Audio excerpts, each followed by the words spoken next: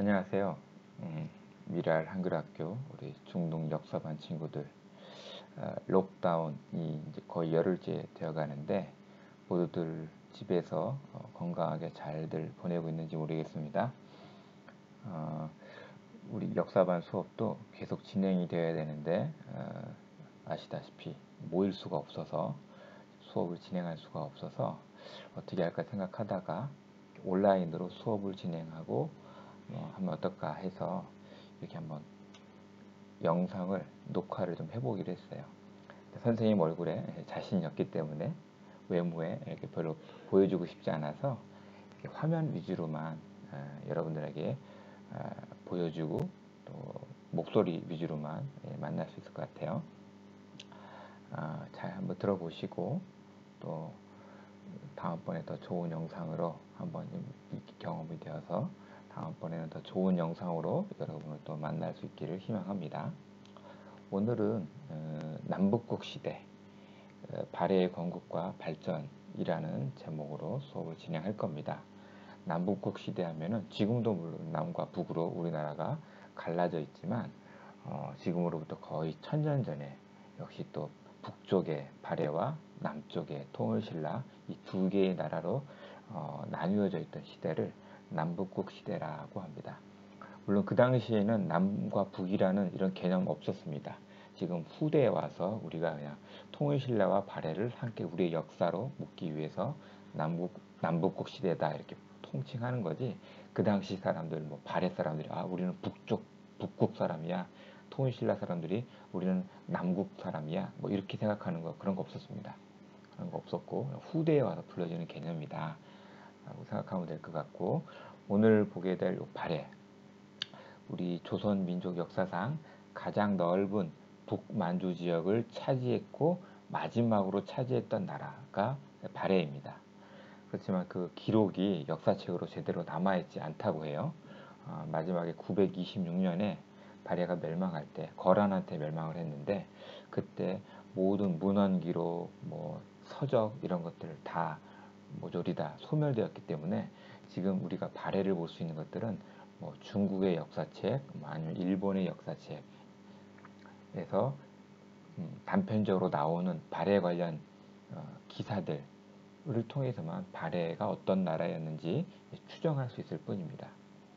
그래서 실효적으로 지금 우리가 그 만주 지역을 차지하고 있는 것도 아니기 때문에 우리 민족의 기억에서 점차 잊혀져 가는 나라인데, 잊혀지지 않기 위해서 우리가 또 발해를 공부하는 그런 의의가 있습니다.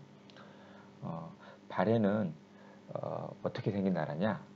고구려 유민이었던 대조영이 말갈 유민들과 함께, 고구려 유민과 함께 서기 698년 북만주 지역인 동모산 자락, 어디냐면 여기 있습니다. 여기 동모산. 동모산 자락에 세운 나라입니다. 처음에는 국호를, 나라 이름을 진이라고 했습니다. 그러다 713년에 나라 이름을 발해라는 이름으로 짓게 됐는데, 발해의 이름은 어떻게 어원이 됐냐면 여기 보이시죠? 여기를 이제 보하이만, 중국에서는 보하이만이라고 하는데 이게 보하이가 우리 한자로 보면은 바다를 접하다라는 뜻입니다. 이 보하이만에서, 보하이에서 한자로 쓰게 되면은 우리가 읽을 때 발해라고 읽게 되는데 거기서 이름이 이제 연원이 되었다고 합니다. 예. 그럼 발해가 어떻게 건국되고 발전되었는지 보기 위해서 먼저 그 당시 국제 정세를 잠깐 볼 필요가 있겠는데요. 잠깐 보면 여러분들 뭐 중국 역사 나중에 이제 배우시게 되면 위진남북조 시대라고 아마 듣게 될 겁니다. 서기 220년부터 598년도까지 있었던 이 시기를 위진남북조 시대라고 합니다. 뭐 삼국 뭐죠? 그 위나라 제갈공명이 나왔던 삼국지 기억하실 겁니다.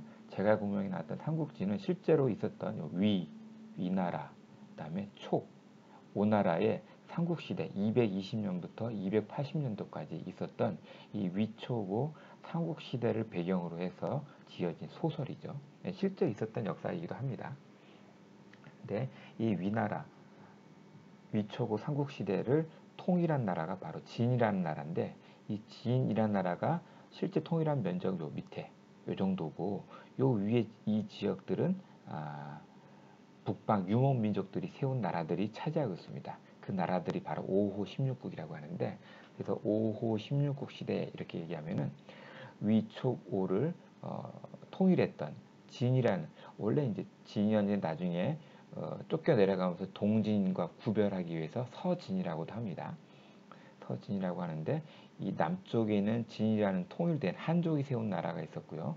북쪽에는 다섯 족속, 유목민들인데 주로 북쪽에는 유목민족 중에서 다섯 족속이 내려와서 약 265년부터 439년까지 16개의 나라가 세워지고 또 멸망하고 이런 과정들을 거칩니다.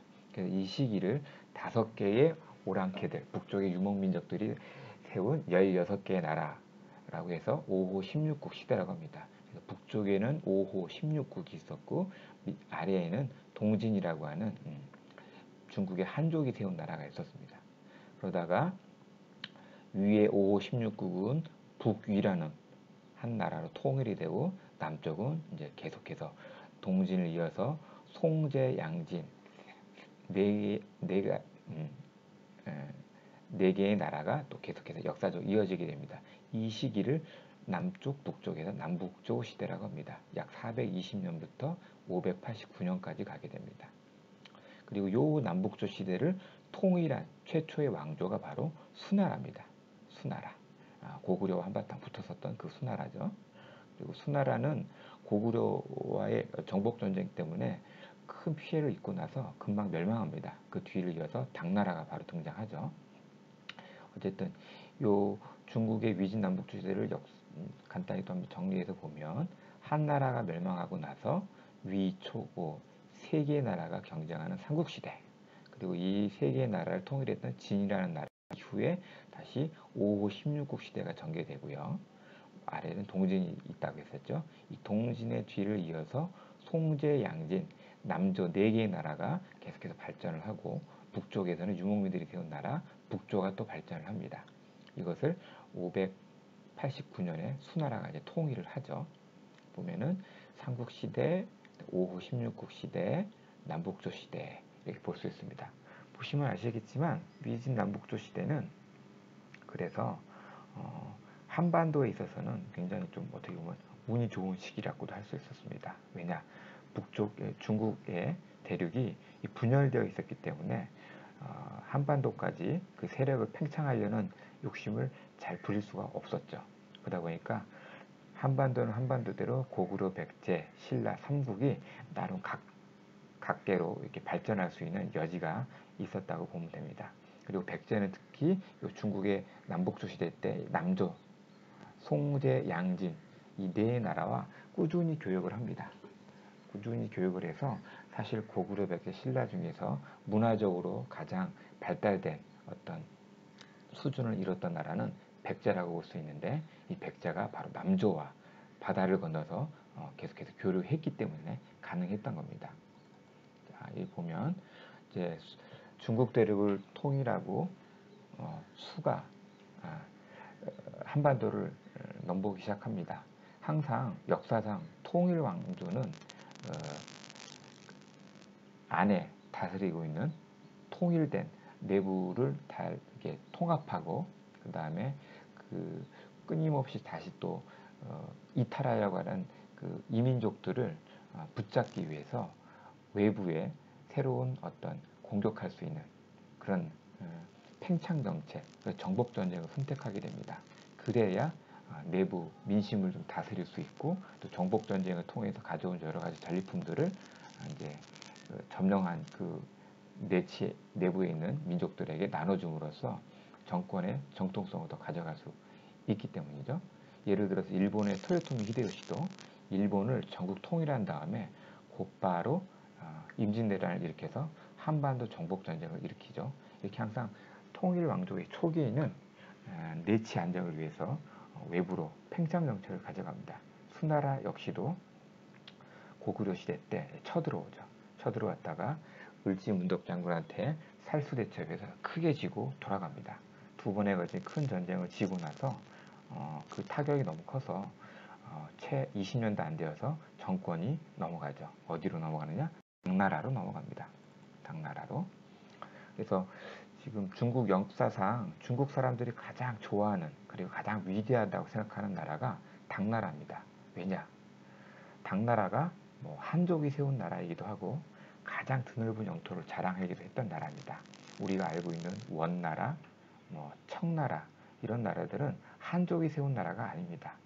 마지막으로 한족이 세운 나라는 명나라인데 명나라보다는 당나라가 더 많은 영토를 확보하고 더 위대한 임금들이 많이 있었다고 해서 당을 가장 위대한 나라로 치기도 하죠.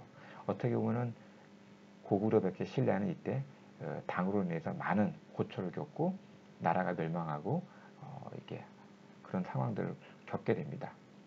먼저 보면 당나라가 중국을 통일해서 618년에 통일하는데 그 직후에 처음에는 고구려와 조금 좋은 외교 관계를 가지고 있다가 645년도 요 무렵 되면은 연개소문의 쿠데타를 빌미로 해서 고구려를 침입하게 됩니다. 이게 바로 고구려 당 전쟁인데 아시다시피 당 태종까지 직접 나서서 전쟁을 벌였지만 안시성 전투에서 패하고 돌아가죠. 그리고서는 한동안 당나라는 고구려를 더 이상 공격할 엄두를 내지 못합니다. 근데 그 사이에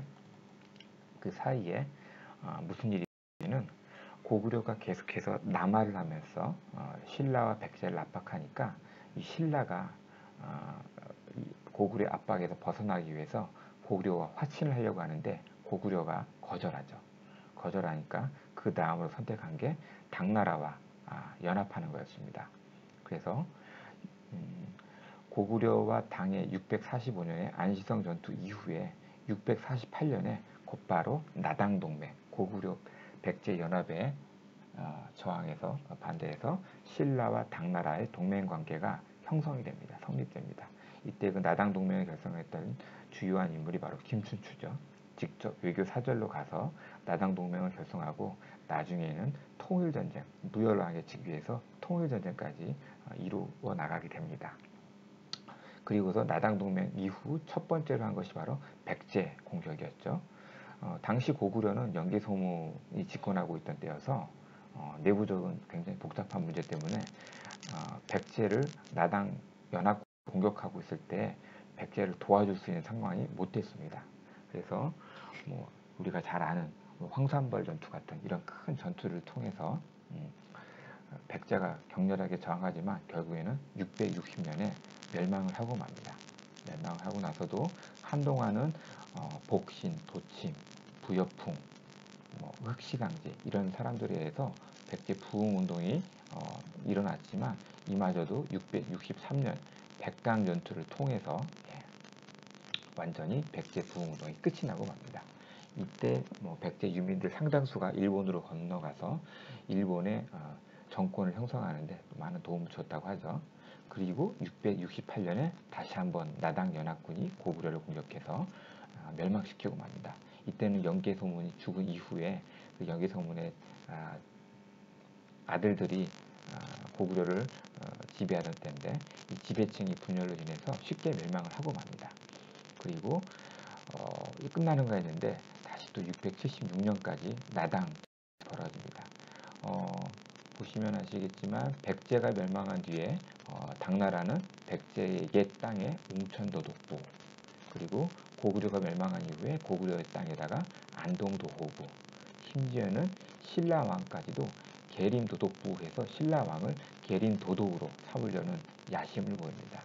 그러자 백제 고구려 유민과 신라가 함께 힘을 합쳐서 당나라와 싸우게 된 전쟁이 바로 나당전쟁이죠.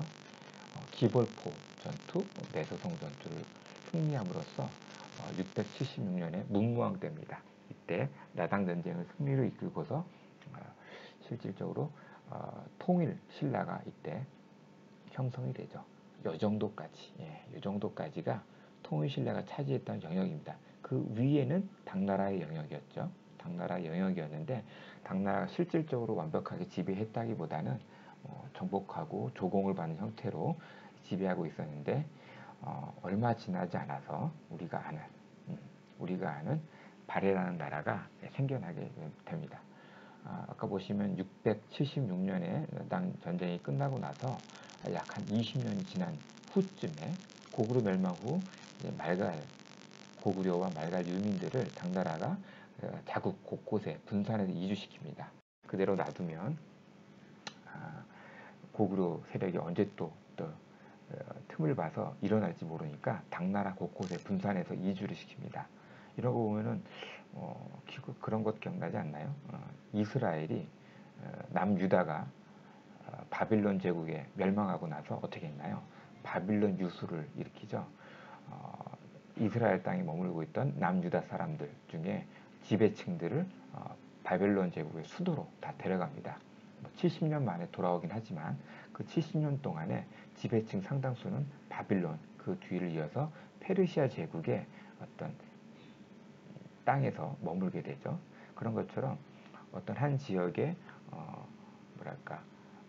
반항들, 반대 세력들을 일으키지 못하도록 하기 위해서 이렇게 그 지역의 유력한 집단들을 외부로 분산 이주시키는 이런 일들이 역사 자주 발생을 합니다. 마찬가지로 고구려도 그랬고 거란족도 마찬가지입니다.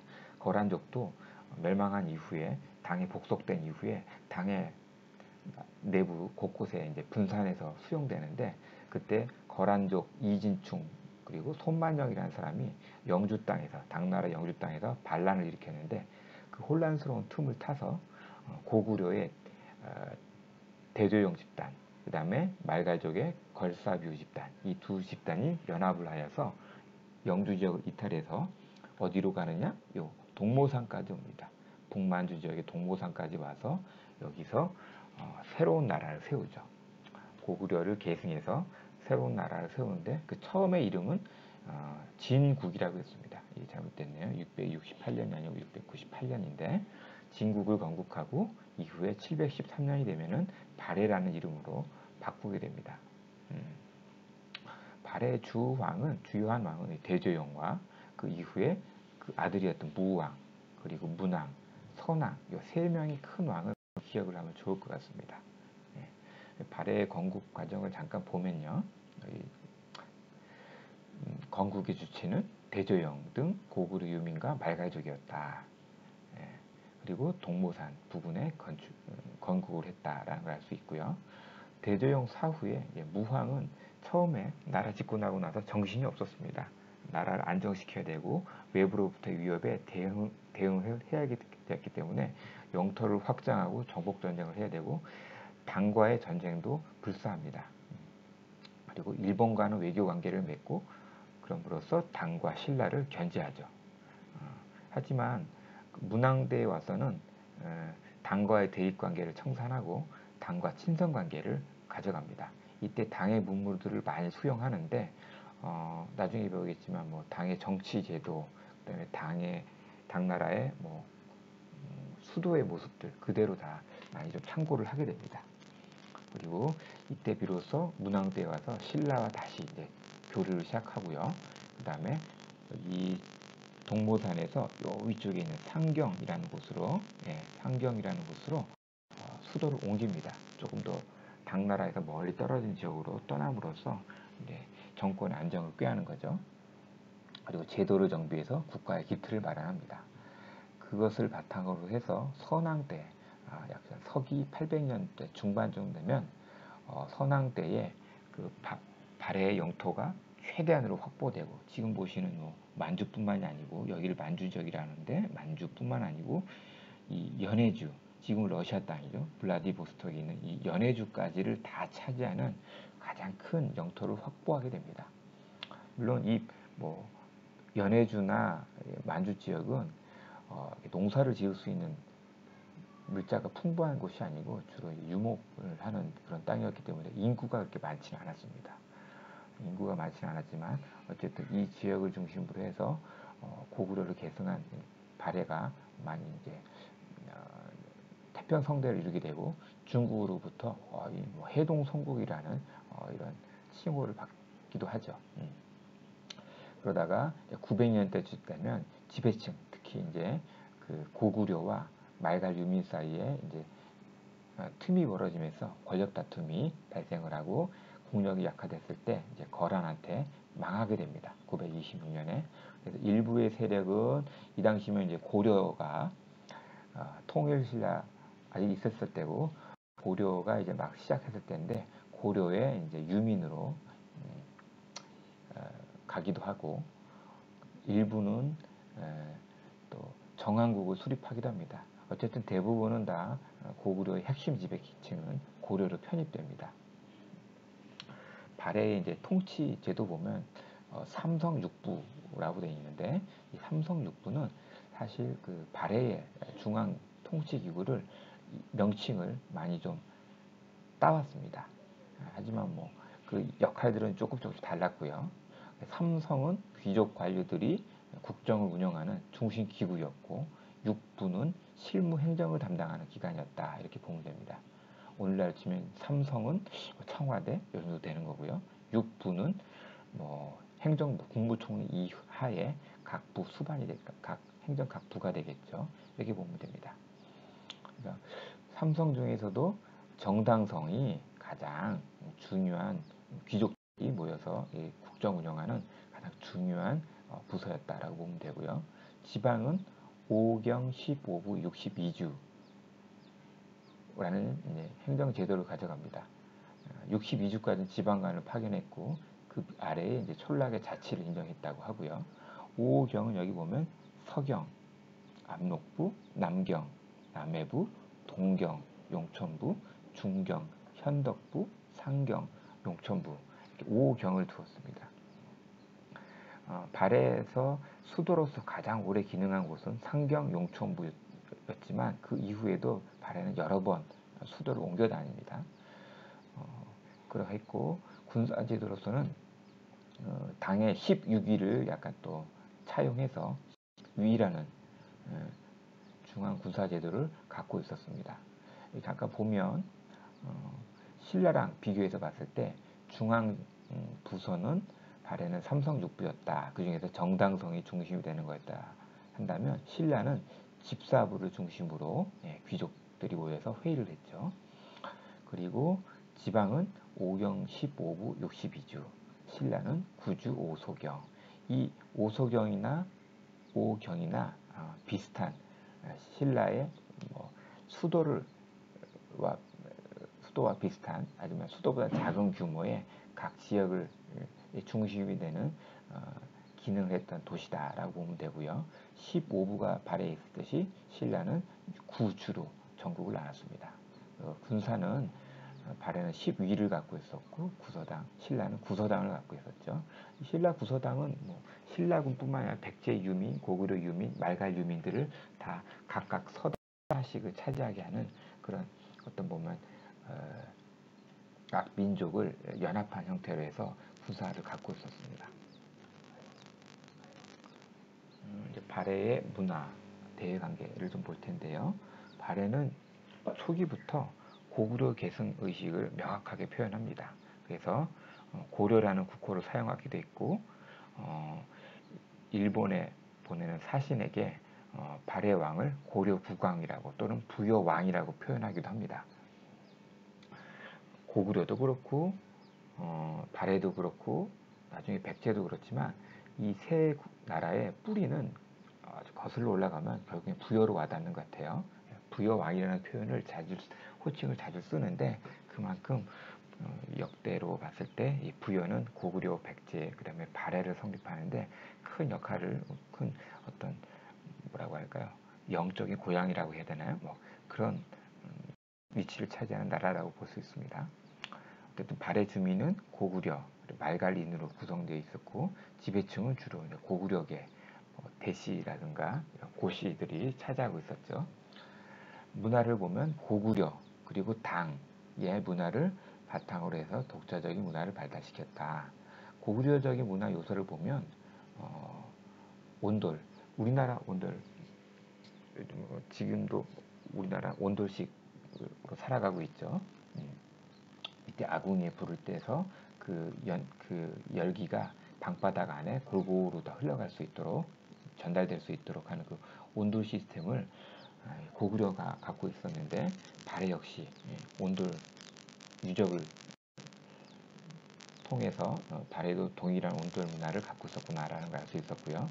또 고구려의 굴식 돌방 무덤이 있었는데 역시도 발해의 정여공중의 무덤을 보면 고구려와 같은 돌식, 굴식 돌방 무덤의 양식을 보여주고 있습니다. 그 외에 이제 당의 문화 요소 보면은 상경, 용천부의 도시 구조를 보면은 당의 수도 장안과 비슷한 구조를 갖고 있고요. 그 다음에 벽돌로 쌓은 무덤 양식도 당의 문화 형식을 약간 차용했다라고 하고요. 말갈의 문화 요소를 일부 갖고 있습니다. 흙구덩이 무덤이라고 해서 토광묘가 발해 유적 곳곳에서 발견이 되고 있죠. 그 다음에 불교 문화도 불상, 섭등, 연꽃무늬, 막새 등이 고구려의 양식과 많이 비슷한 면을 보이고 있고요. 발해 대외 관계에 보면은 자 여기 보시면 아시겠지만 이 신라와 발해가 경쟁하다요. 함께 경쟁도 하고 또 함께 또 교류도 하던 그런 시기를 보면은 요 중국의 땅들이 있죠. 여기에 이제 발해관, 신라관, 장안 근처에 있습니다. 발해관, 신라관이 있어서 이 어떻게 보면 이제 발해 사람들, 신라 사람들이 가서 상거래 활동도 하고 또 많은 유학생들이 발해 당나라의 국자감에 유학을 했었는데 이 유학을 해서 공부하던 사람들, 유학생들이 머물던 장소도 바로 이곳입니다. 그래서 발해는 당과 대외 관계를 가짐에 있어서 상경을 중심으로 해서 신라, 당, 일본, 거란으로 통하는 대외 교통로를 갖고 있었고요. 당과 교류할 때 아까도 얘기했지만 발해는 이렇게 농산물이 많이 풍족한 나라가 아니었기 때문에 자기들이 자랄 수 있는 것, 담비가죽, 말, 약재 등을 당에 수출하고 대신에 당나라의 높은 수준에 있었던 비단, 서적, 공예품 이런 것들을 주로 수입합니다. 또 이런 것들을 역으로 일본에 또 전달하기도 하죠. 전파하기도 합니다. 그리고 인적으로도 사신과 상인, 유학생들이 주로 가는데 재미있는 게 이제 당나라에 보면은 국자감이라는 큰 이제 교육식 기관이 있었고요. 당의 관료로 나아가기 위해서 빈공과라는 거, 외국인들을 대상으로 해서 빈공과를 이제 실시했는데 오늘날의 이제 과거 시험 같은 겁니다. 근데 그 과거 시험에 신라와 또 발해의 유학생들이 경쟁적으로 이렇게 지원해서 누가 더 많이 빈공과에 급제했느냐를 갖고 서로 경쟁하기도 했다고 해요. 신라와는 초기에는 적대적인 관계였지만 나중에는 신라도를 통해서 여기 보면 이렇게 신라도가 육로로 이렇게 형성되어 있죠. 육로로 다니는 신라도를 통해서 교류가 시작되었고요. 또 일본과는 일본도 해상 거래를 통해서 물길을 통해서 일본과 또 거래를 하기도 합니다. 이와 같이 이제 당의 건국과 발전 과정을 봤는데 발해의 건국과 발전을 봤는데 발해는 우리가 기억할 것이 고구려 계승 의식을 뚜렷이 가졌던 나라다. 그리고 고구려와 말갈의 유민이 함께 세운 나라다. 그리고 마지막으로 우리나라 역사상 북만주 지역과 연해주까지 걸쳐 있는 큰 영토를 확보하고 있었던 나라다. 근데 이제 발해 이후로는 이제 우리 기억에서 만주 지역이 점점 멀어지게 됩니다. 아쉬운 부분이고 지금도 우리가 그 만주 지역은 실효적으로 영토를 점유하고 있기 때문에 우리 땅이라고 볼 수는 없지만 우리 역사상, 우리의 정서상, 우리 역대 왕조 중에 하나였다라고 볼 수 있고요. 지난번에 잠깐 우리 설명한 바 있지만 중국이 최근에 동북 공정을 통해서 만주 지역에 있었던 여러 나라, 말갈족, 그다음에 여진족들이 세운 여러 나라들도 중국의 여러 50개 소수민족 중에 하나로 편입하면서 그 역사까지도 편입해서 나중에 이 발해 만주 지역이 여진족, 또는 거란족 또는 이 소수민족들이 독립했을 경우에 독립하라고 하는 그 욕구들을 미연에 방지하기 위해서 동북공정을 추진하고 있습니다. 발해 역시 말갈족에 세운 나라라고 해서 중국 소수민족이 세운 나라, 그러니 곧 중국의 영토, 중국의 역사 이렇게 편입하려는 움직임을 보이고 있죠. 그래서 우리가 역사를 통해서 발해하는 나라를 기억하는 게 그만큼 중요하다라고 볼 수 있습니다. 발해의 건국과 발전, 오늘은 여기까지 이렇게 수업을 마치도록 하겠습니다. 장시간 들어주셔서 감사합니다.